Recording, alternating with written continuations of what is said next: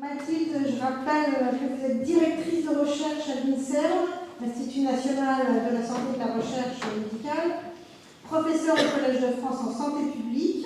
Après 6 ans à l'Agence française de sécurité sanitaire de l'alimentation, de l'environnement et du travail, l'ANSES, et 1 an comme chercheuse invitée à l'Imperial College de Londres, vous avez rejoint l'équipe de recherche en épidémiologie nutritionnelle, donc l'ERN, que vous dirigez aujourd'hui. À ce titre, vous avez participé très activement à l'élaboration et à la validation du Nutri-Score avec le message Adler de l'origine. Donc, est-ce que vous pouvez commencer déjà par nous expliquer ce que c'est que ce code un peu mystérieux quand même? Alors, l'idée du Nutri-Score. Donc, on commence à savoir pas mal de choses maintenant, grâce notamment à ces années de recherche sur les relations entre l'alimentation et la santé. Donc, l'idée de base du Nutri-Score, c'était vraiment celle-ci, c'était de traduire les informations clés, c'est-à-dire les facteurs nutritionnels pour lesquels on sait qu'il y a un impact sur la santé, positif ou négatif, et d'avoir une information toute simple en face avant des emballages, avec un logo à 5 lettres, 5 couleurs, qui donne finalement en un coup d'œil l'idée de la qualité nutritionnelle globale de l'aliment. Alors, le principe, c'était vraiment de focaliser le calcul du Nutri-Score sur les paramètres nutritionnels pour lesquels les niveaux de preuve en matière d'impact sur la santé étaient les plus forts. On va avoir le sucre, le sel, les calories de manière générale, les acides gras saturés, et à l'inverse, on va essayer de favoriser, ce sont les recommandations du Programme national nutrition santé, le PNNS, la part de fruits et légumes dans les aliments, les fibres alimentaires et puis les protéines. On a travaillé au niveau épidémiologique. Donc épidémiologique, c'est-à-dire qu'on mesure les consommations alimentaires sur de grandes populations. Avec la composition, on a pu calculer ce Nutri-Score. Et on a vu que les personnes qui consommaient majoritairement des aliments mieux classés au Nutri-Score avaient moins de risques de développer un cancer, une maladie cardiovasculaire, un syndrome métabolique, une obésité, pas d'information, mais est-ce que ça influence les actes d'achat? Et on a pu tester avec différentes expérimentations, donc dans des supermarchés virtuels, dans des enquêtes grandeur réelle, plein d'études différentes, que effectivement, quand le Nutri-Score était là, ça permettait d'améliorer réellement les choix alimentaires et la qualité nutritionnelle des paniers d'achat. Donc, je ne dis pas le Nutri-Score, eh bien, c'est un petit peu, si je schématise, toutes les choses qui restent encore à explorer d'un point de vue de la recherche. Quand on réfléchit à l'impact de notre alimentation sur notre santé, il y a 3 dimensions principales. Il y a la dimension nutritionnelle, c'est ce sur quoi nous renseigne le Nutri-Score. La dimension de la transformation, de la formulation des aliments, les additifs alimentaires, par exemple, des choses qui restent grâce aux données de recherche sur l'impact de ces additifs sur la santé, c'est vraiment ce qu'on fait nous dans le labo. Mais on n'a pas encore assez d'informations, et la troisième, c'est les pesticides et donc les contaminants plutôt liés à l'environnement, etc. Et ça, à l'heure actuelle, le label bio, enfin l'agriculture biologique, remplit cette mission-là. Il y a des réflexions encore pour améliorer, mais ce sont vraiment les 3 dimensions. Le Nutri-Score à lui seul ne fait pas tout. Voilà, c'est ça, c'est que, par exemple, un produit bio n'aura pas un meilleur score au Nutri-Score, faut bien le dire, ça n'a rien à voir. On peut avoir des biscuits qui sont bio, donc ça veut dire produits avec donc moins de pesticides, finalement, et donc de pesticides dans l'aliment. Mais in fine, on peut avoir quand même des biscuits qui sont très gras ou très salés ou très sucrés, voilà, et qui, d'un point de vue nutritionnel, ne sont pas forcément bons pour la santé. Donc ce sont des dimensions qui sont complémentaires, qui sont toutes les 3 vraisemblablement importantes pour la santé, et on est en train de travailler, on est en train de faire évoluer le Nutri-Score sur ces choses-là. Il faut aussi que le consommateur comprenne que c'est pas parce qu'un score est mauvais qu'il ne faut pas acheter le produit. Il n'y a rien d'interdit en nutrition. On peut manger de temps en temps des aliments gras, sucrés, salés, etc. Il n'y a pas de problème. Ce que nous dit le Nutri-Score nous donne une information sur les aliments plutôt A, fréquence et consommation, a priori, pas trop de problème.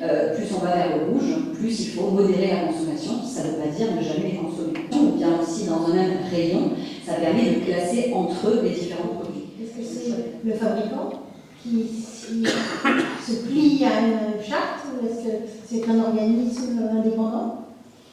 Alors l'avantage du Nutri-Score, Nutri-Score, c'est que l'algorithme est public, il est validé. Vous pouvez le trouver sur le site de Santé publique France, qui est l'organisme qui est en charge justement de sa diffusion.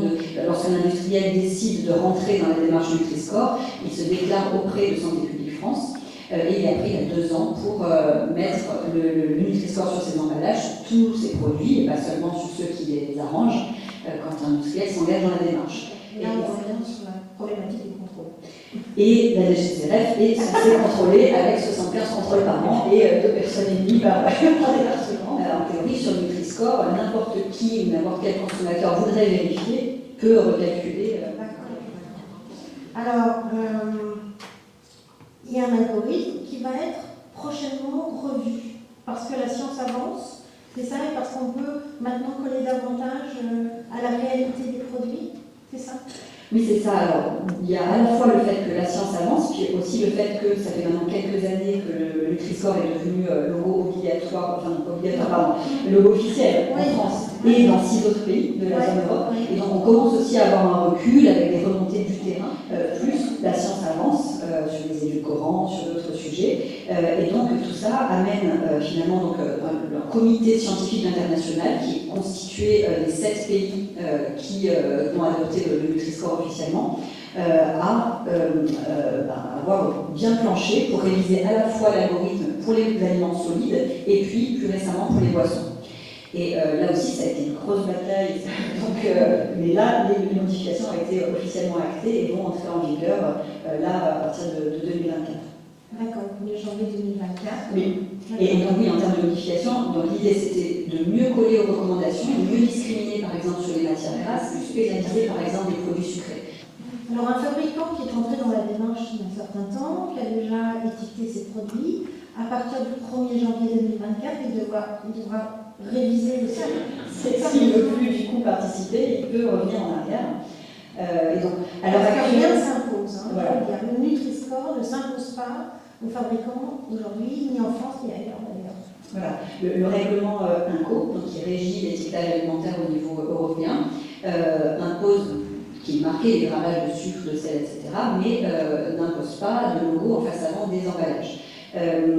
Pour pouvoir avoir quelque chose qui s'impose aux industriels, ça doit se décider au niveau européen. Il y a des pays qui sont fermement opposés, et même au sein des 7 pays, il y a de grosses tensions et tout. Oui, alors l'Italie, donc au départ, évidemment orchestrée par Ferrero, donc Nutella, voilà, etc., et qui a vraiment fait un fort lobby auprès du gouvernement italien et notamment de l'extrême droite italienne, a vraiment une politique anti-Nutri-Score forte. Il y a plein de choses comme ça qui sont les fake news qui circulent sur Nutri-Score. C'est la même chose que les moyens de communication qui étaient mis par l'industrie du tabac, ceux qui ont des Nutri-Score plutôt dans les couleurs chaudes, qui n'ont pas intérêt ou pas envie en tout cas de devoir apposer et qui mènent vraiment une forte bataille.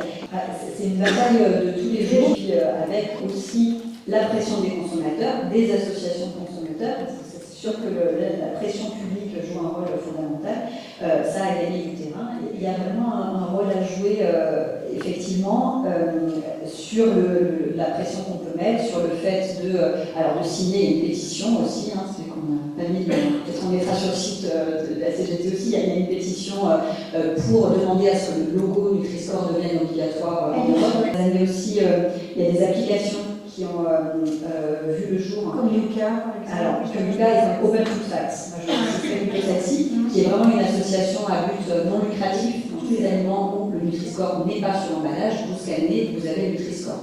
Et vous avez plein d'autres éléments qui sont aussi très très précieux pour nous en matière de recherche. Donc, c'est vraiment Open Food Facts. Je vous recommande l'application.